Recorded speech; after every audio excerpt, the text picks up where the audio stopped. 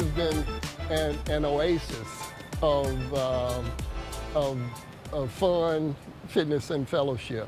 People are able to come here again and be in a safe place. It gave them a sanctuary.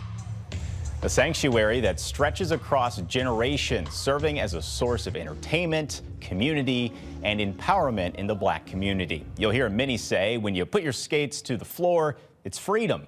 As First Alert 4 continues to highlight Black arts and culture in St. Louis, Taylor Holt explains the mission of a hidden gym in East St. Louis, serving the Black community in style.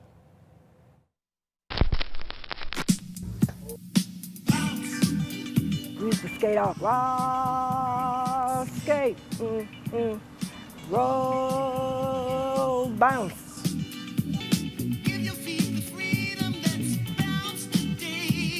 Skating is just fun, it's fellowship, and when you talk about the fellowship, we have generations of skaters that have skated here.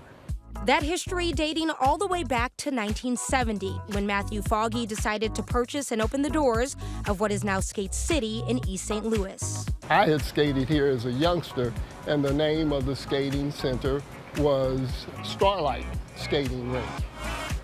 It closed during the racial tension of the 60s.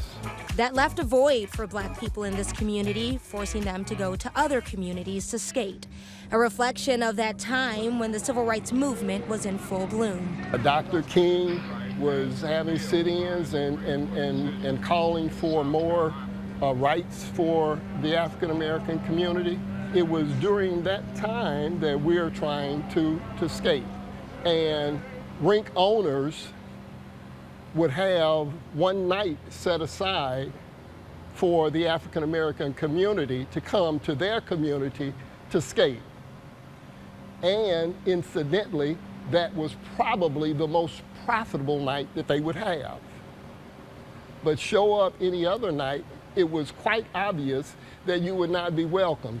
So Foggy, the 19-year-old St. Louis University student, put together a business plan and at 20 was able to open what would be called Martin Luther King Memorial Skating Rink.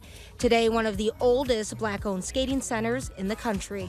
We wanted to hold the same values that Dr. King had talked about of love and embracing our community. Continuing those principles today, current owner Lawrence Wise, who grew up working at the rink. I was a skater. I was one of them they call rink rats, that skated around, was here every day, every night, sweeping floors, blowing the whistle. And he's seen the transformation of skate culture over the years. We went from disco skating at the time, wearing outfits with platform shoes, bell bottoms, all of that, up until what people now is doing. It's all skating now, it's entertainment now.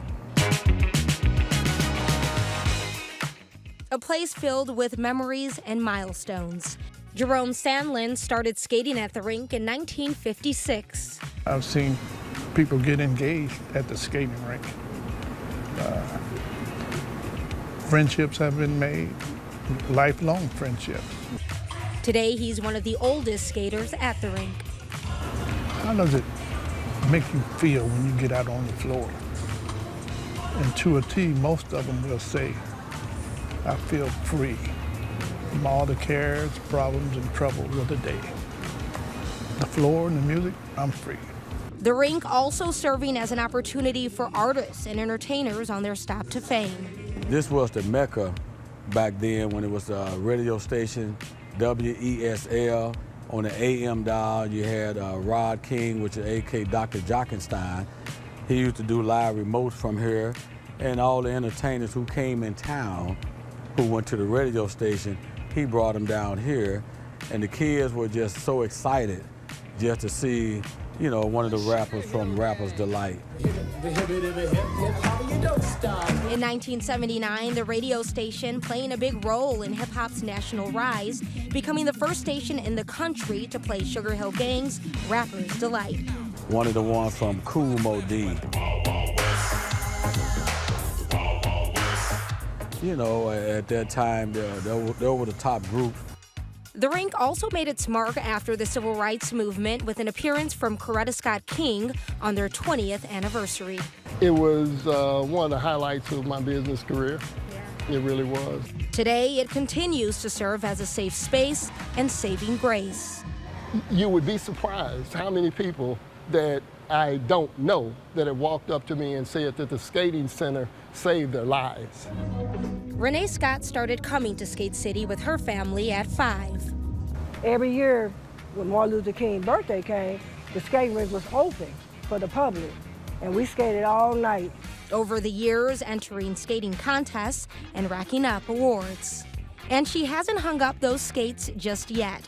Foggy says it's one of the beautiful things about skating.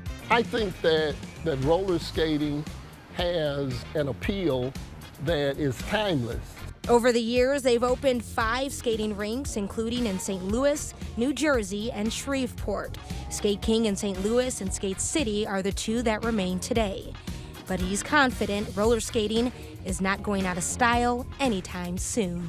I think that it has filled a tremendous void in the community, a place where people can come, feel safe, and feel loved. Taylor Holt, First Alert 4.